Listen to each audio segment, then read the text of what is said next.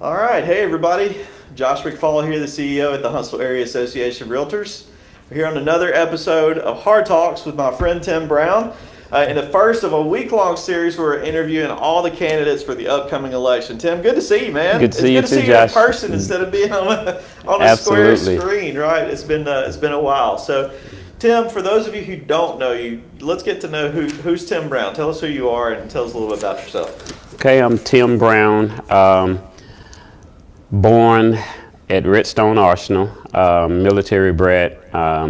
We left here, Huntsville, when I was 6 months old.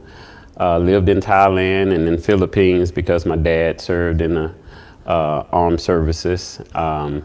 Later grew up in Birmingham, Alabama, and then eventually made my way back to Huntsville, Alabama. Been involved in real estate since 2006. February 2006 is when I got my license. Started working real estate part-time.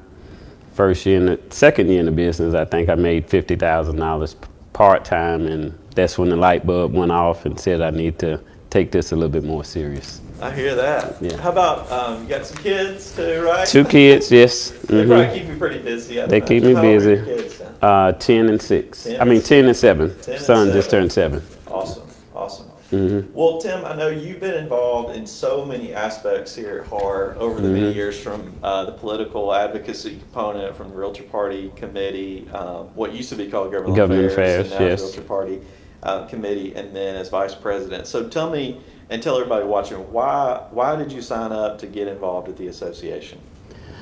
So really, I want to give kudos to Miss Valerie Miles, which is now a Madison County tax assessor. Yeah, past president of HAAR. And yeah. past president of HAAR. She came to me one year and said, hey, what do you think about doing more within our association? And I started serving. I got involved in YPN and then government affairs. I served up under Shay Jarborough when she was chair of government affairs, and I became co-chair, and from there I went to chair of government affairs, and then we transitioned to the Realtor Party. Transitioned to the Realtor Party, and just went from Served there. on the board of directors. Board of directors, state board of directors, and then vice president. You obviously have a passion for volunteering, which as the CEO of this organization, I'm very thankful for members like you who are willing to give of your time. Kind of on that same note, if I flipped that script and this were somebody you were talking to about who was saying, I don't really have time to get involved, what would you say to those folks about getting involved at the association? I would first of all ask you to reconsider your thoughts about the association, first of all, that you're a part of, that feeds your family, that take care of your bills, all that kind of stuff, that provides a good quality of living for you. I think that it's your duty to serve. I guess we're all kind of made up a little bit different. I have a passion that I just enjoy serving. Among some other things, I wanted to do one of the breakfasts today, but I wasn't able to be there because we had Realtors in Action Day where we were out serving some people in need, and I got a joy out of doing that. Yeah, that's awesome. Thank you for being here. Yeah, it's a great plug because all this week we've got today. Well, today's events are over, but understand that we had way more volunteers than we even needed show up today, which is amazing. Thank you to everybody who went out and volunteered. And then we've got some spots still open tomorrow and also Thursday.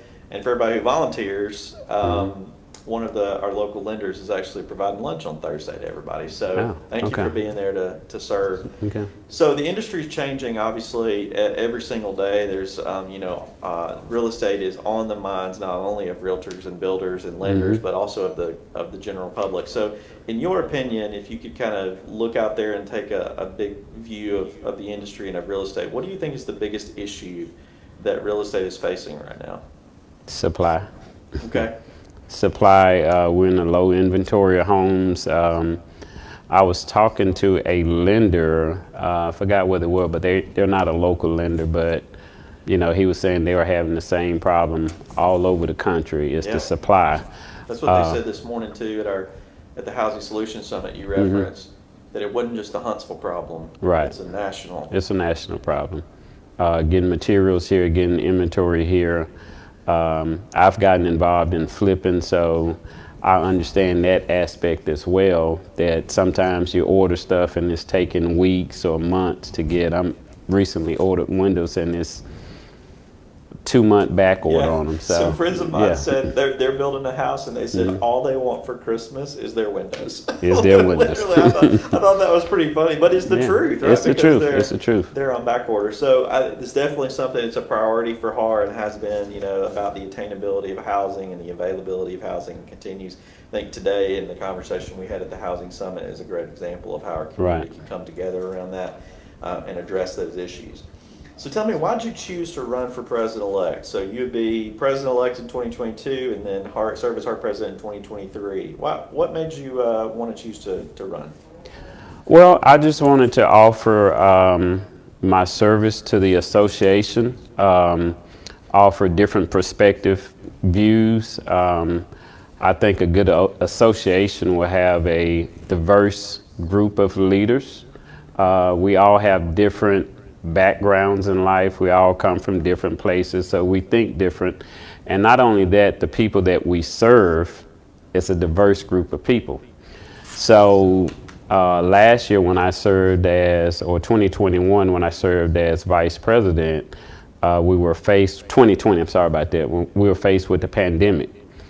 And we had some challenges as far as the leadership team. I think that's why my hair's grayer and it fell out and my beard's gray. Yeah, I mean, I was there with you. It hit us, and we had to make some tough decisions on how to keep our association and our members stable during this pandemic that we wasn't prepared for. And doing business. Yeah. One of the strongest years in real estate, which is still unbelievable. It's still unbelievable. That we endured what we endured, and are still doing that. And thank you for your leadership during that time with it. So I'll end with asking you, so as a follow-up with that, let's say that in a year from now you're sitting in that president-elect seat. What would that success for you look like? What would you want to have accomplished by now as president-elect, potentially preparing to become president in the following year? One of the big things that I want to accomplish is to get more membership involved in the committees, the work groups, all those different things that we have here at the association.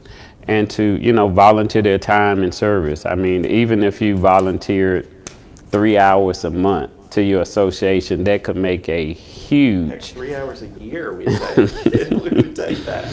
It would make a huge difference. Because we have 3,000 members, and right. Everybody just gave a few hours.